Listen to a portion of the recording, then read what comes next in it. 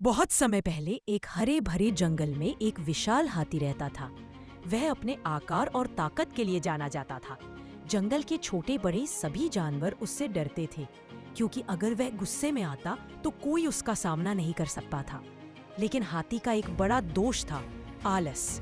वह सुबह उठकर पास के तालाब में नहाता, फिर किसी पेड़ के नीचे बैठकर घंटों सोता या बस यूं ही झूमता रहता।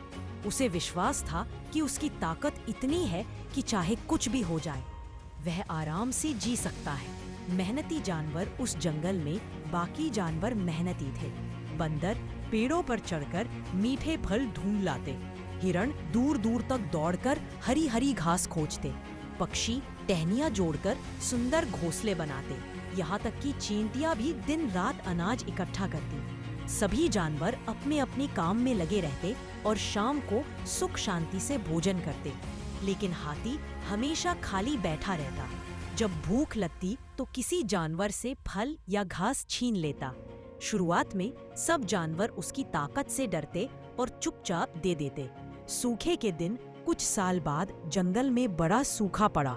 नदियां सूखने लगी, तालाब का पानी घट गया और पक गया, और पेड़ों पर फल भी कम हो गए। अब हर जानवर को जीने के लिए दुगनी मेहनत करनी पड़ती थी। बंदर दूर पहाड़ से फल लाने लगे, हिरण जंगल के छोर तक जाकर घास खोजते, पक्षी दूर दूर तक उड़कर दाने ढूंढते, यहाँ तक कि छोटे से छोटे जीव भी मेहनत करके अपना जीवन बचाने की कोशिश कर रहे थे। लेकिन हाथी, वह वही बड़े बरगद के नीचे बैठा रहा। वह सोचता, ओ ये सब मेरे सामने क्या है? जब मुझे भूख लगेगी मैं किसी से भी छीन लूंगा। साफ मुश्किल घड़ी दिन ब दिन हालात बिगड़ते गए। अब जानवरों के पास अपने लिए भी मुश्किल से भोजन पानी होता। वे हाथी को कुछ भी देने से मना करने लगे। जब हाथी भूखा प्यासा होकर मदद मांगता तो सब कहते, जब हम मेहनत कर रहे थे तब तुम खाली बैठे थे, अब तुम्हें भी मेहनत करनी होगी। हाथी कमजोर होने लगा। पहले जो हाथी अपनी ताकत पर घमंड करता था, अब उसके पैर कांपने लगे। वह समझ गया कि बिना मेहनत के कोई भी जीव ज्यादा दिन नहीं जी सकता। एक दिन उसने तय किया कि अब वह भी मेहनत करेगा। उसने अपनी ताकत का सही उपयोग किया।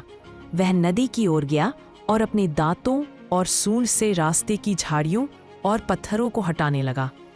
धीरे धीरे उसने इतना चौड़ा रास्ता बना दिया कि छोटे बड़े सभी जानवर आसानी से नदी तक पहुंच सके। जब जानवरों ने देखा कि हाथी काम कर रहा है और सबके लिए लाभ पहुंचा रहा है, को उनका विश्वास लौट आया।